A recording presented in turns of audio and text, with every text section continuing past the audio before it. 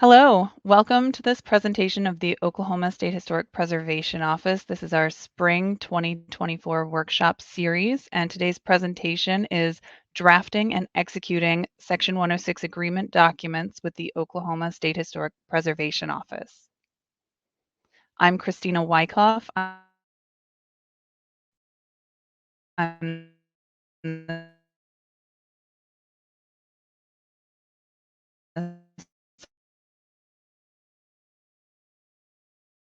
Section 106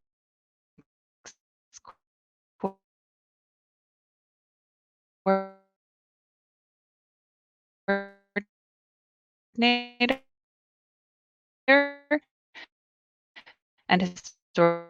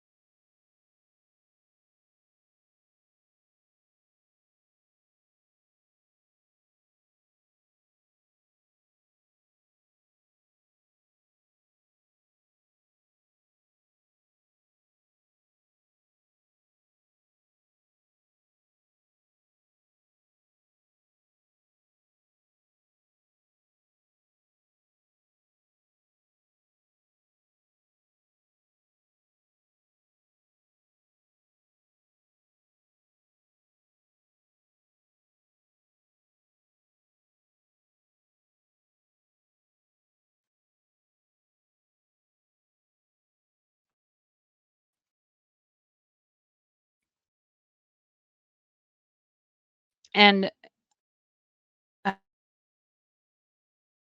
and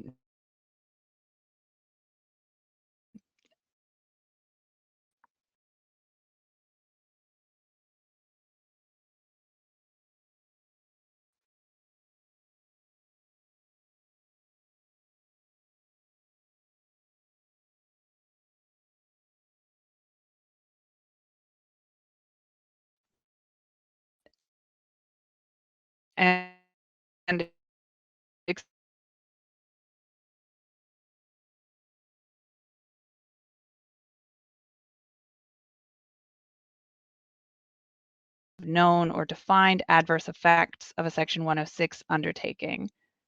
Another agreement document type is the programmatic agreement, and that document could be used for multiple or complex undertakings where you cannot know the full effects of a project in advance, or for federal agency programs or routine maintenance, that would be a program PA.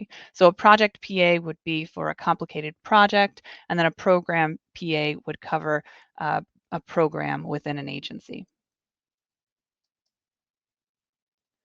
And regardless of whether your document is a Memorandum of Agreement, MOA, or a Programmatic Agreement, PA, both agreement documents will follow this basic format. You will begin with the title, then a preamble, the stipulations, and an affirmation clause and the signatures. And we're going to go through each of these. The title identifies the type of document, the signatories, all the signatories, and the undertaking. And please note, for two-party agreements, the title will use the word between, and for agreements with more than two parties, the title will use the word among. After the title, you'll have the preamble, and the preamble explains the circumstances of your agreement document. It would note the statutory authority for the undertaking, introduce each of the signatories, provide relevant background information, briefly describe the Section 106 consultation process for this particular project, and identify consulting parties. The preamble would also include additional context that would convey the intent and purpose of the agreement document. After the preamble are the stipulations. And the stipulations will detail each avoidance, minimization, or mitigation measure for an MOA. For a PA or program PA specifically, the stipulations will explicitly detail the alternative process the agency will use in order to meet its Section 106 obligations.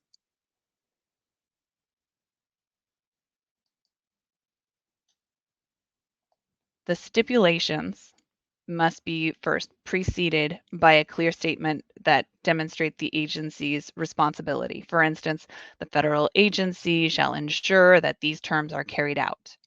And following the project-specific stipulations will be a number of substantive stipulations. These would include duration, how long the agreement would be uh, active, post-review discoveries. If some historic properties were to be identified during during the enactment of the uh, stipulations in the agreement document, how will that be handled? Monitoring and reporting, how will the agency demonstrate going through this agreement document, going through the period of time, the duration of this document, how is the agency going to show where they are in the process? Often this is with an annual report on activities covered by the PA or an annual report on the current status of the mitigation measures of the MOA. Dispute resolution, if there is an issue that is, if the signatories have an issue during the uh, enactment of the MOA, how do they address that? Amendments. If something happens while the agency is trying to complete the MOA, and for instance, you can't meet your timeline, how do you proceed? And the amendment stipulation would provide specific guidance for that measure. And termination. When is this agreement document finished?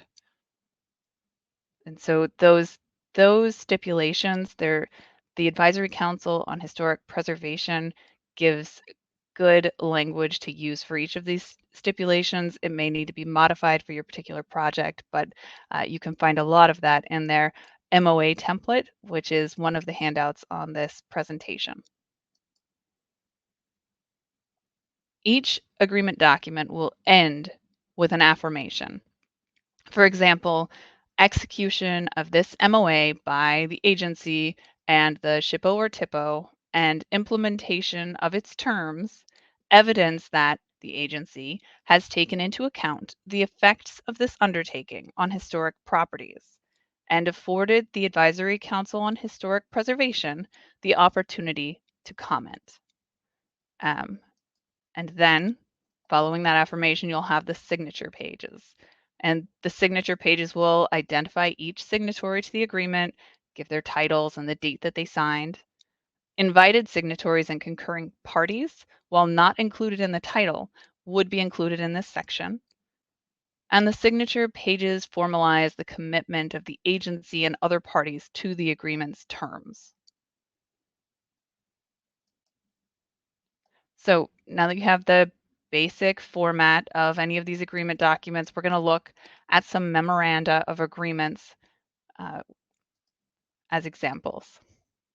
So again, the memorandum of agreement documents an agreed upon resolution for a specific undertaking with a defined beginning and conclusion where adverse effects are understood.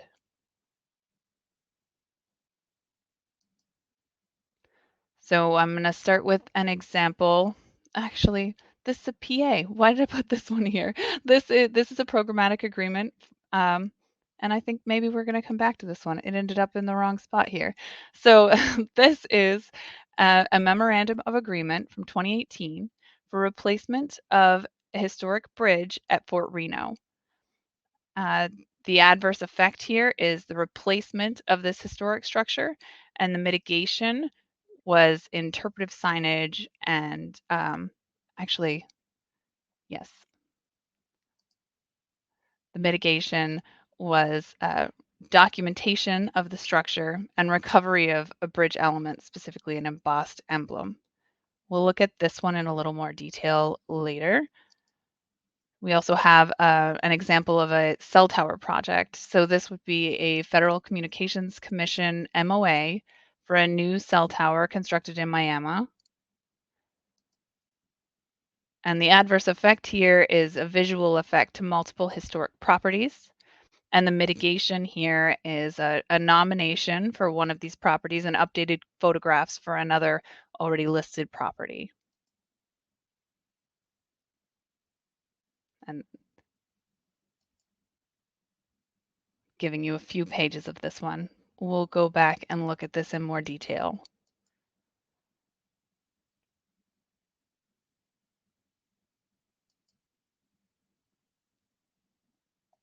Before developing a memorandum of agreement, the federal agency or the responsible entity should make sure they've followed the Section 106 process, including determining the area of potential effect, making a reasonable and good faith effort to identify historic properties, determining how the project may adversely affect historic properties, and notifying the Advisory Council on Historic Preservation of the adverse effect finding.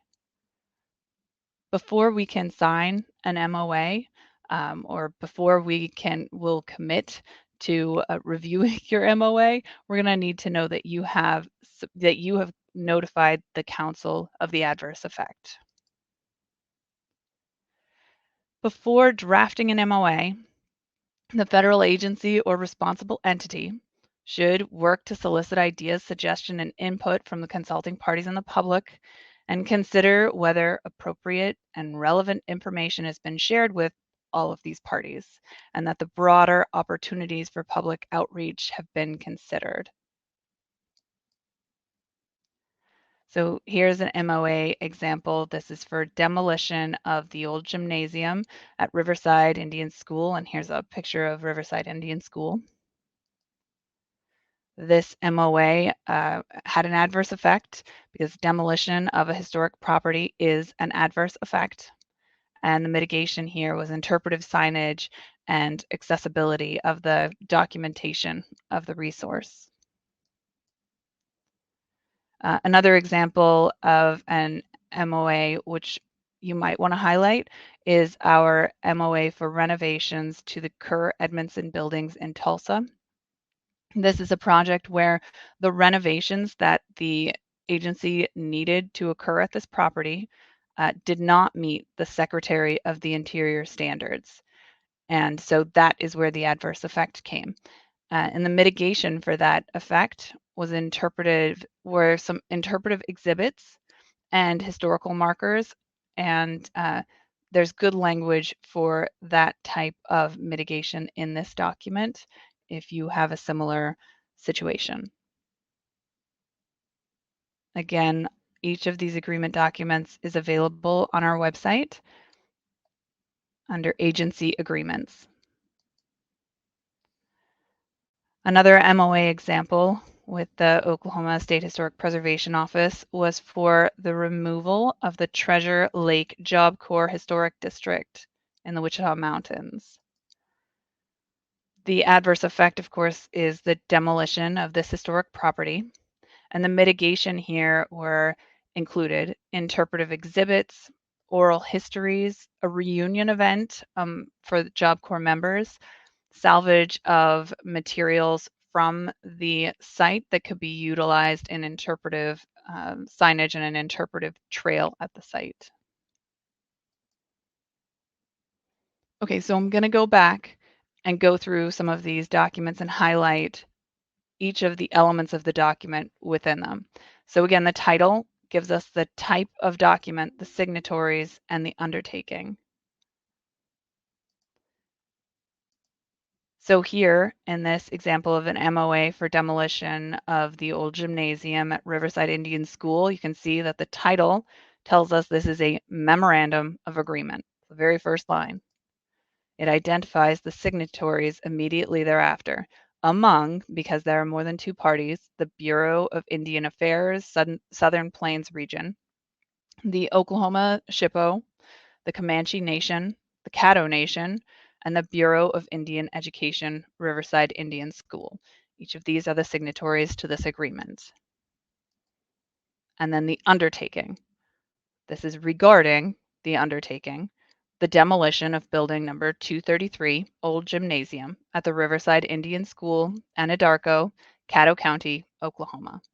So just reading the title, you know exactly what this is. This is an agreement document between a memorandum of agreement specifically between these parties regarding this project. So going from the title to the preamble notes the statutory authority for the undertaking, introduces the signatories, provides relevant background about the project, briefly describes the project's process through 106, and identifies the consulting parties, and includes any additional context to convey the intent and purpose.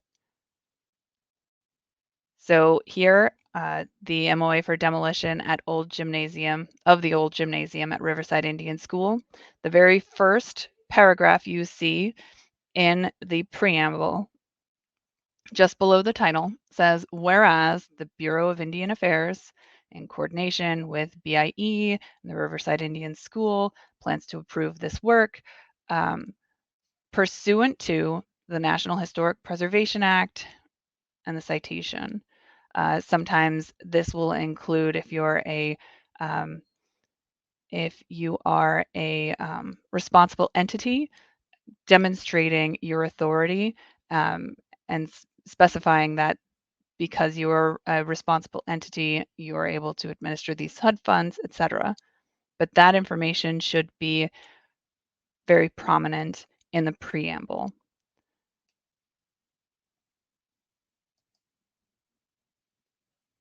So following the preamble, which of course includes all of these additional paragraphs, identifying each party, each of the consulting party, each of the signatories must be identified in the preamble. So the agencies where you start, and then you include everybody else and their authority and how they fit together, and what the project is, where the adverse effect is, and then you're going to move on to the stipulations. And these again are preceded by that clear statement that the agency is responsible for carrying the stipulations out, and includes those substantive stipulations provided by the advisory council. So for this example, the stipulations start with BIA shall ensure that the following measures are carried out. And then the stipulations that are project specific are here.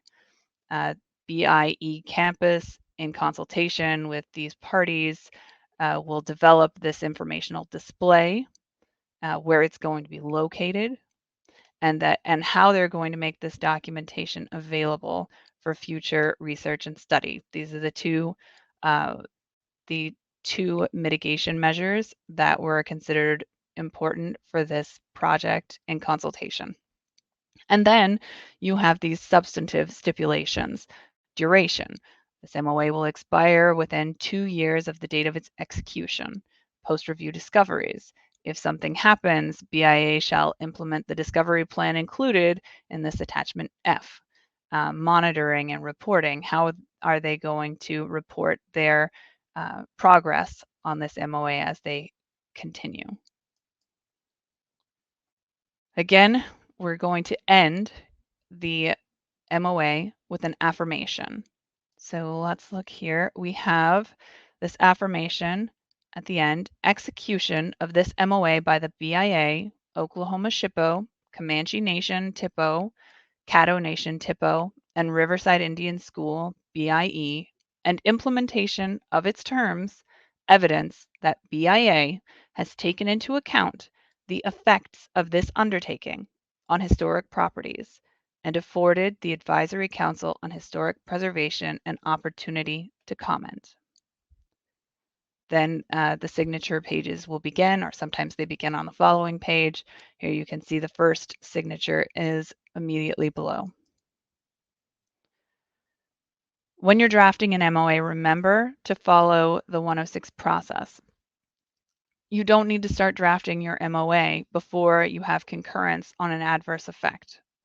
Follow the process and ensure that you that you have need for this document and that there wasn't an alternative.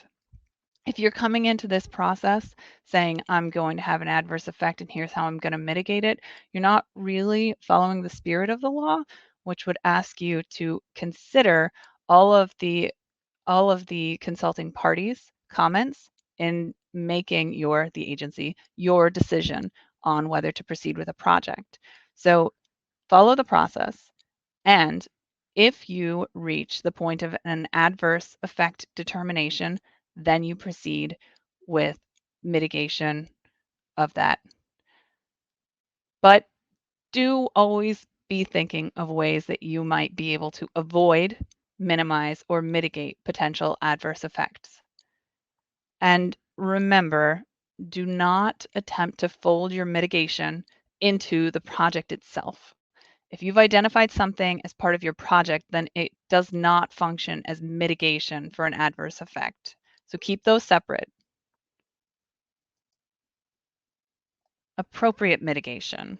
The agency is responsible for identifying potential mitigation for an adverse effect. Oftentimes, folks will determine that there's an adverse effect, and then people will reach out to our office and want to know how do they mitigate it.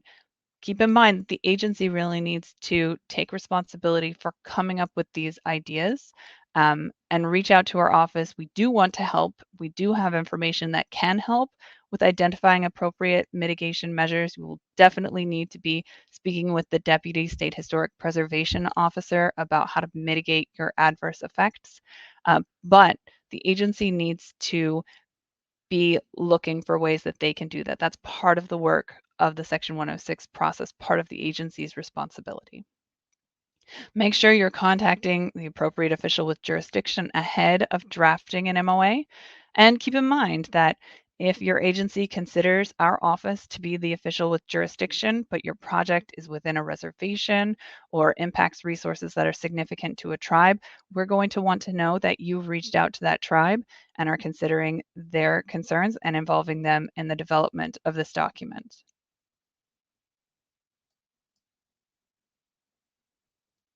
So I'm going to look now, I'm going to move from MOAs, Memoranda of Agreements, to Programmatic Agreements, and we'll look at those in the same way we did the MOAs.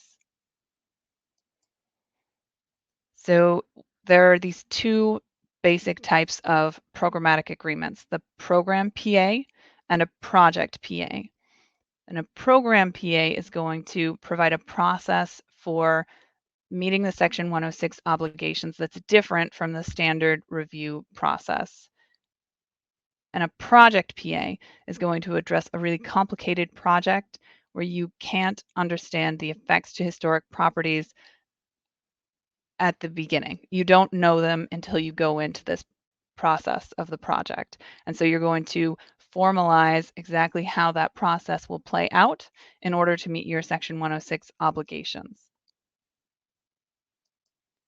I'm really only going to look at program PAs here in this presentation. There certainly are project PAs as well. If you have concerns and you're wanting to work on a project PA, reach out to our office and we'll work with you to find some more information that may be helpful to you. So program PAs create a Section 106 process that is different than the standard review process and that will apply to all undertakings under a particular program. These may address similar or repetitive effects on historic properties, and they may address delegating major decision-making responsibilities to a non-federal party. That can be one of the stipulations of your PA. So now we'll look at the Bureau of Reclamation's programmatic agreement for the Lugert-Altus Irrigation District, and here's a picture of Altus Dam. So this PA is regarding, if we look again at the title, we can see it's a programmatic agreement and it's among the Bureau of Reclamation, actually, yes, the Bureau of Reclamation, the Lugert-Altus Irrigation District, and the Oklahoma State Historic Preservation Office, and the Oklahoma Archaeological Survey. And this is regarding, so the undertaking or the project that this is regarding is operation and maintenance of this irrigation project, the W.C. Austin irrigation project in these counties.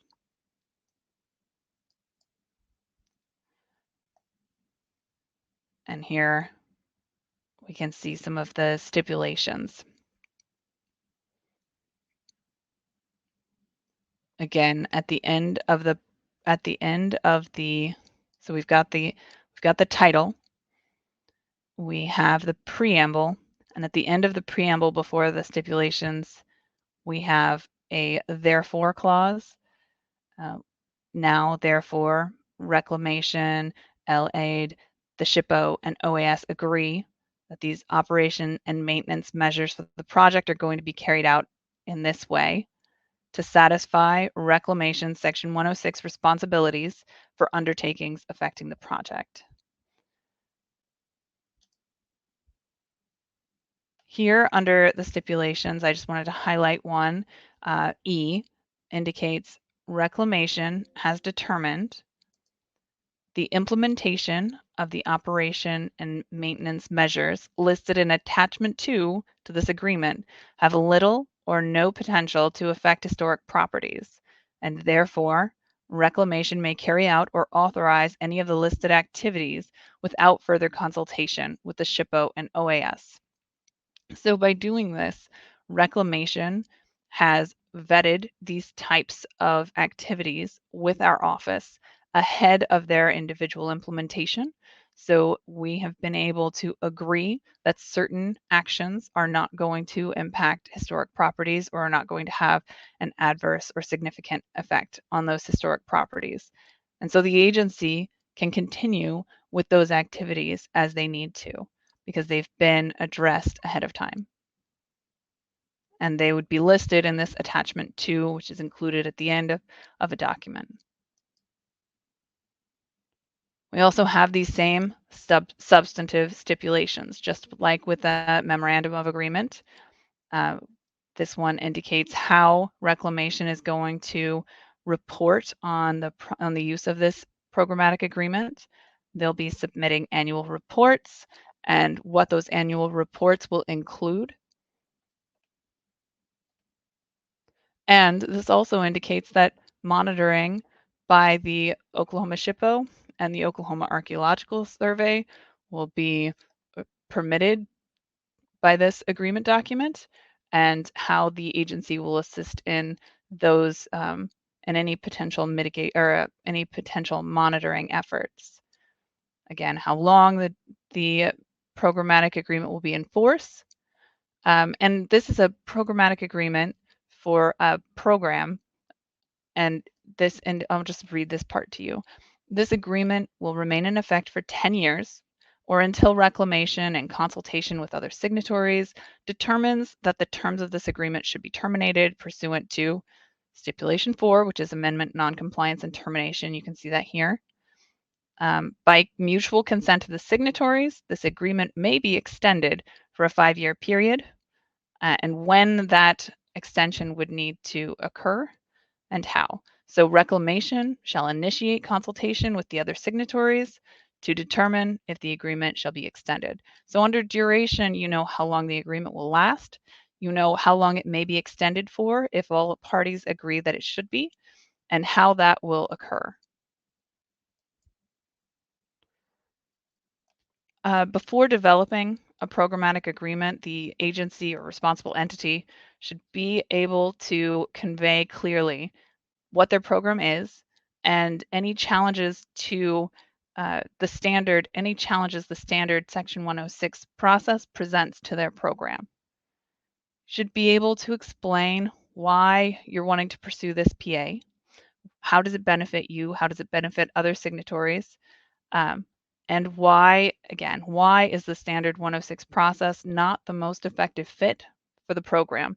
The Advisory Council refers you to asks you to consider, is this because of mandatory timeframes, these projects redundant, etc. But but explain the reason, provide the justification for a programmatic agreement.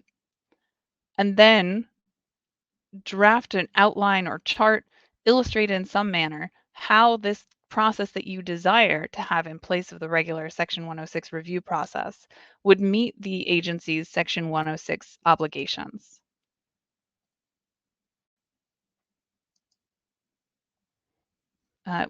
Consider, do staff in the agency meet the Secretary of Interior standards? And explain how the agency will ensure that staff have and maintain appropriate training, have and practice access to relevant information in order to do uh, any of the steps outlined in the stipulations of a programmatic agreement. Include clear details on annual reporting format and mechanism, and ensure that these are practiced. So a programmatic agreement for your program should be a how-to guide so that you know how to do the process and anyone else knows how to do the process just by reviewing that document. So I'm just going to bring up a couple of examples here. This is a recent PA we have with Midwest City for their administration of certain HUD-funded activities. The PA details the training requirements for staff, exempted activities, and annual reporting of the actions covered by the PA. And those are the examples that I've included. Again, we have many, many agreement documents that have been executed, and those are available on our website under agency agreements. So you can review any of those documents there. If you have questions about them, I'm happy to help you with that.